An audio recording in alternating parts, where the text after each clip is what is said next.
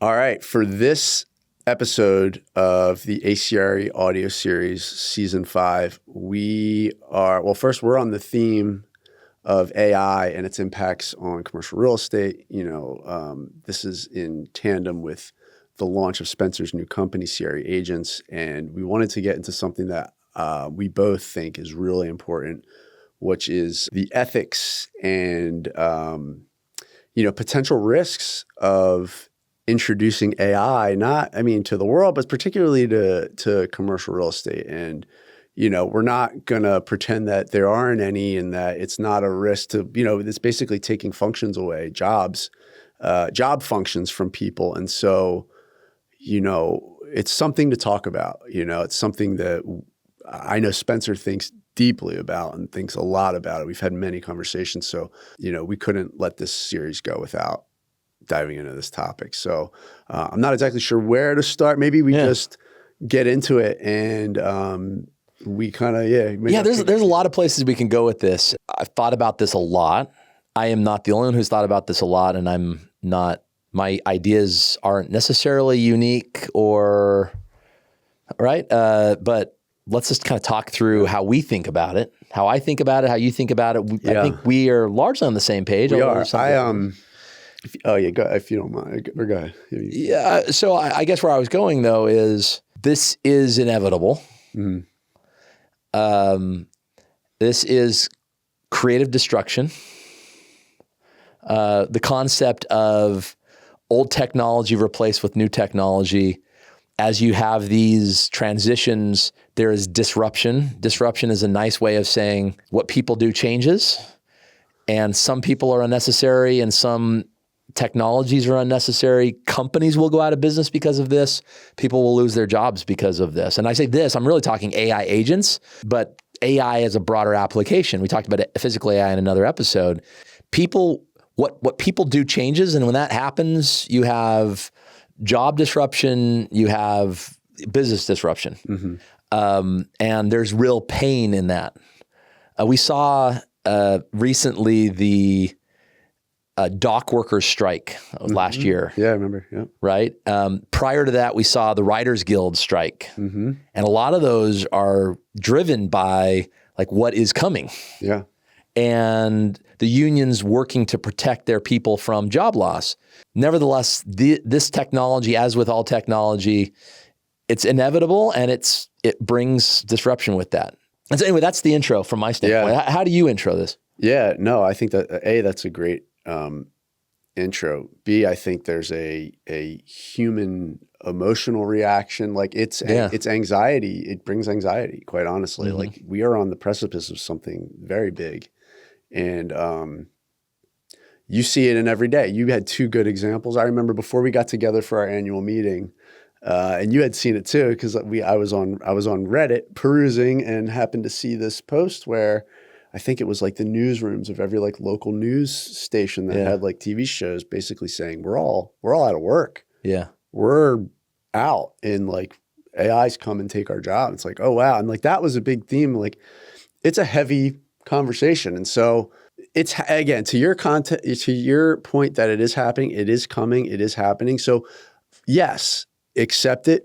How do we then transition, right? Because there's tons of opportunity that gets created out of this. And that's how I look at it. It's people don't want to change. And a lot of people who are like, you push against it and you're like, oh, now I got to learn something new. Yeah. A, I got to learn something new. B, what is it? What do I have to learn? What do I have to clamor to know? And I don't know. So this wave comes and like nobody's totally prepared because nobody knows. We just know that this is coming. So what is it? What is the new paradigm? And let's just stick to commercial real estate. What is the new paradigm of the commercial real estate workforce? Yeah. Right. And I think I certainly spend time thinking about that now. Like I kind of have a clearer vision, and I don't have any clear solutions, but that's an issue that everyone should be kind of focusing on because it is going to transition. So I had this interesting discussion. I hope it's okay to share this with the general counsel at Stablewood, who he's been in the workforce 35 years, probably, maybe longer. We were talking about this very thing. And he is so cool because he right now is building his own custom GPTs for, call them paralegals, to understand the JVA, the joint venture agreements that Stablewood has, so that anytime he has a question, he can query it. Yeah. And so here you've got this individual who is nearing the end of his career. Yeah. And in a stereotypical way, in a stereotype would not be adopting this technology. And here he is building his own custom GPT, right? And so I asked him about like it is inspiring to me. And he's like, Spencer, when I started my career, I started at a shop, I was an associate, and what I did was I read briefs and I wrote, and now I'm out over my skis because we're talking about like what young attorneys do. But in essence, all this manual work that got replaced by technology in the early days. Yeah. Oh, there were typewriters. So that's what he was describing. There were like these typewriters. And so he would read a brief and then he would work with the typewriter, and that typewriter would like write out whatever, right? Yeah. And then word processors hit the scene, and he got a word processor, and he started doing the writing rather than having to give it to this typewriter. And in the coming years, typewriters, that is no longer a profession. Yeah. Yep. And he's like, I have seen in my career us go from that to word processor to more powerful PCs to all the way to today where he's building custom GPTs to help him strategically think about documents. And like that is a mindset that is inspiring to me, because the opposite mindset is, how dare you take away the typewriter? Yeah. And I'm going to add to that because you said paralegal. So, and you had mentioned, we talk about this, you're taking away the repetitive tasks so people can realize a higher potential for themselves, right? Or go out and do work that's more meaningful. My brother, went to a good school, had, a degree that was totally unrelated, but became a paralegal for like a time being, right? Yeah. And the money was great. And he's like, I'm doing this thing. Yeah. And it was fine. For some people, you could have just sat there and done it forever. He's not that kind of guy, though. I mean, he has his own company, launched it, College Transitions. I'm going to plug it, by the way, in case anybody's looking to get their kids into school. But he couldn't sit there forever and do that. He wasn't going to. He voluntarily left. Yeah. But the point is, he could have sat there forever and made a good living, but instead, went on to pursue something that he was passionate about. So, that's sort of a good, you take a repetitive task, not that paralegal jobs are repetitive, but you take a task like that could potentially be automated, and you take that person out of the equation, and then they have to find and evolve into something that becomes maybe more meaningful, right? Maybe. I mean, I don't know where this goes ultimately, but, if you are forced out of your comfort zone, like you forced yourself, some people get a nudge and a lot of good things potentially happen. So I'm not saying that's where it's going to go. I'm not like the eternal optimist. It's all going to work. Yeah. Don't worry. It's all going to work out. We don't know, right? Yeah. We don't know. Yeah. It's like when you take this to its end in your mind, you get to some scary places. You also get to some very positive places. It really depends on if you're an eternal optimist or an eternal pessimist or something in between. I think, though, for those of us who are in this conversation right now, it's not particularly productive to think about a world in which AI agents do everything, or physical AI robotics do everything, because there's all sorts of blockers to that day. Like we talk about the airplane, right? So anytime you have a high impact decision, we as humans expect to have a human make that decision. Mm-hmm. Okay. And we talk about airplanes because the high impact decision is if it goes wrong, if the decision's, then you're talking about loss of life. Yeah. And in real estate, high impact decision means loss of real money. Mm-hmm.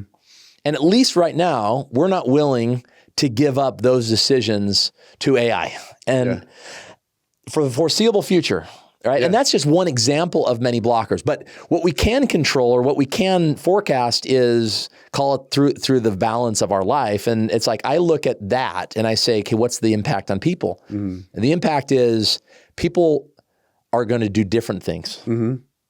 Yeah. And and maybe there's sort of something we can take, and you and I can have a brainstorming session live here, because AI, we know, based on your model, is there are the repetitive tasks in life that can be duplicable, right? Yeah. is something that is likely going to be handled or could potentially be handled by AI. There are things out there, and if you're thinking just in the world of commercial real estate, well, maybe it's not today, but at some point that's going to go away. And so where can we shift right now so that we're prepared for that shift? And I think, this is something that we at a.cre are going to start to think through and maybe even produce content on. But maybe you and I literally right now have a brainstorming session. Like, what are the key skills and stuff that cannot be duplicated? Or cannot be performed by AI. Yes. What can you prepare for, right? I don't have any Okay, ideas. so this is my view. This is just Spencer's opinion. I could be wrong. I probably am. I often am. Yeah. But my view is that, and I've said this on other episodes, but I'll repeat it, relationship management. Mm-hmm. I have this framework that I teach when I go to schools, which is your value in real estate really is a function of two things: your relationships and your deal seasoning. Mm-hmm. I don't think that changes. Mm-hmm. Okay. Your network is a function of your ability to manage relationships. The bigger and the deeper and wider and more credible your network, the more valuable you are. Mm. That will not be outsourced to AI agents. And so we as people, in fact, as these things do more repetitive tasks, that frees us up for more time to manage relationships. Mm-hmm. And in some cases, it necessitates more relationships. I have this example at Stablewood where when you underwrite 50,000 deals, without this technology, we probably in that same time maybe would have underwritten 5,000. Mm-hmm. When you underwrite 50,000 versus 5,000, that's 10 times the number of broker conversations, or at least 10 times the number of broker interactions. Maybe it's 30 times. And the reason I say 30 times is because you're probably 3 interactions with the broker for every single deal, 2 interactions. But the point is you greatly increase the number of broker interactions you have. Mm-hmm. And many of those interactions you want a person to do. Yeah. Right? You greatly increase the number of strategic decisions that are made. Mm-hmm. And those, to me, that is not something you outsource to AI agents. You greatly increase the amount of strategic thinking that's done. And so I think the point is, if you know where the puck is going, you can skate to it. Or put another way, if you know how, and if I'm right, and that's a big if, you can personally prepare for that such that you have the skills to be able to perform the tasks that are going to be key to real estate. That's my view on it. How do you think? Yeah, no, I think that's great input. I would add that even, you would say there's these skills that you need to cultivate. There's also these technical skills, right, that are changing. And, I would think of it as people who have their entry level jobs in commercial real estate might not be doing, and they're always going to need to be there. Yeah. They're not going to be doing some of the mundane tasks that now the AI agents are. But what they will be doing is starting at a more senior level. For example, like you will have agents, where an analyst was doing this tedious task. Now an analyst may be learning how to orchestrate the agents because the agents are still needing direction, right? Like you still need to be able to utilize that. So utilizing the agents in and of themselves becomes a skill set that needs to be learned, right? You will have tremendous power at your fingertips. And the person that could utilize that best, like we were talking strategic thinking, right? You have all the answers to things. Like maybe there's data, maybe there's ways you can synthesize. You almost become more of a conductor of the orchestra, right? Of agents. I think this is a really important point. An instrument, a player of an instrument. So. Yeah, though this is a really important point. So I think what you're saying is you hear this and you go, well, I don't need real estate financial modeling anymore. Right. Yes. Or I don't need to understand a lease anymore because someone else is going to abstract a lease for me. That is so wrong. Yes. What it means though is how you interact with that thing, whether it's, and I use real estate financial modeling because that's something that we spend a lot of time at a.cre, but it really relates to every functional area of real estate. You need to understand it as well or better. I'll give 2 examples of why. The first is math. All right, when you took your math classes and you would learn how to do a certain thing, I remember as a kid going, well, there's a calculator that can do this for me. Like, why do I have to do this? Well, if you don't understand what the calculator is doing, you don't really understand that thing. And therefore you can't work in an environment where you're doing that thing without understanding the underlying component of it. A real world example for me is I developed residential housing in Panama. I think everyone's aware of that. And one task that's performed on a residential construction site is the curb, gutter, and sidewalk. And in a place like Panama, curb, gutter, and sidewalk is a manual task. Forms are laid by people. So all the measuring, the laying of the forms, very like back-breaking work to the point where like shovels to dig out and then hands to create and lay the forms out. And then the pouring, the truck would come in, they'd pour, and then the people would form. Curb, gutter, and sidewalk took days and days and days. In our country, in the United States, and I think in a lot of places in the world, there are curbing machines, right? And how a curbing machine works is it is a rudimentary robot that does most of that work. And so what would take 20 hours takes 2. But the 2 hours that the person does is highly technical. It's understanding the work that the curbing machine performs and ensures that the curbing machine is appropriately set up, and that and by the way, this is like a high risk task, because if the curbing machine does it wrong, you lose thousands of dollars worth of material and you have to start all over. You got to tear that out. That's it. And so the importance of the person, if anything, is greater, because they have to ensure that curbing machine is set up properly and performs its work in such a way that the curb is right. But the person is elevated. They're no longer breaking their back, but they're thinking about what is happening. And they spend 2 hours to perform the same work that in a very manual task is 20. Yeah. But that doesn't mean they don't have to know how to form and put a curb, gutter, and sidewalk in. They absolutely do. Yes.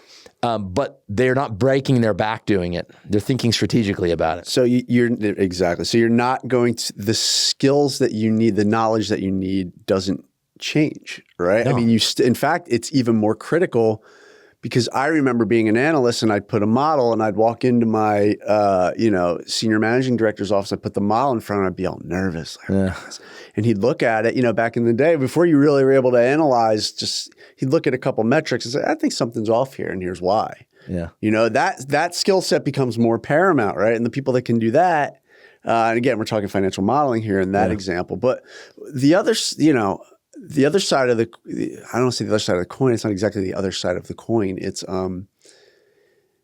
it creates opportunity for macro growth, right? If that same guy's not spending 20 hours on the same forms, the same task can be performed in 2 hours and 20 hours, it frees up growth and opportunity. Yeah. And, whether that's good or bad, again, I don't know. Like, are we going to grow too fast because of that? Like what? I don't think we can possibly fathom all the ideations that come out. One of the things they talked about when there's another video you shared with me, and they were talking about how when SaaS came out, there were sort of like 3 categories. And you probably know what I'm talking about. One was like where people could kind of dominate. The first one was trying to get Microsoft Office into a web app, which was like one of the, I forget this video you sent me. Yeah. And like nobody, no entrepreneur, no startups touched that space. It was all as it should have been. Yeah. Right. And then the next one was the things that came out of left field with SaaS. Like they were talking about Uber. I forget what we should link Airbnb. With. Airbnb, all these things that came out. And that was dominated by people that like the juggernauts industry couldn't get their hands on. Yeah. And then there was the last one, which was sort of the B2B, which it said, which was like where all the companies, like there was thousands, I think they said thousands of just like massively successful companies and who understood the distinct problems that most people don't. Right. And so I think it creates an opportunity where somebody might look at it as a downside. It's like, well, if this downside was never presented to you, then your whatever upside that you may fall into would have never happened. There's one story I used to tell all the time. And in fact, my kids watch Bluey all the time, and they did it in Bluey, and they did it differently. But it's the story of like, who knows what is good or bad. Do you know this story? No, I don't. It's basically, Bluey has it too. So if you find the Bluey episode, they tell it better than I do, which is so funny. I used to say this all the time. Well, it's, I think it was like Rumi. It was like I forget where it came from. That's where I was told it came from. But basically, it's like a farmer in a village and his son, and he's out in the field with his horse, and his horse breaks through the fence and runs off. Like, he can't. The horse does all the work on the fence. So all the people came up and they're like, "Oh my God, your horse! How are you going to make a living?" And he's like, "Who knows what is good or bad?" All right. Next day, horse comes back, brings all of these wild horses with him. And all the villagers come and they're like, "Oh my God, like, this is amazing. Now you can do blah, blah, blah." And the guy's just tranquilo for all the, he's just, who knows what is good or bad.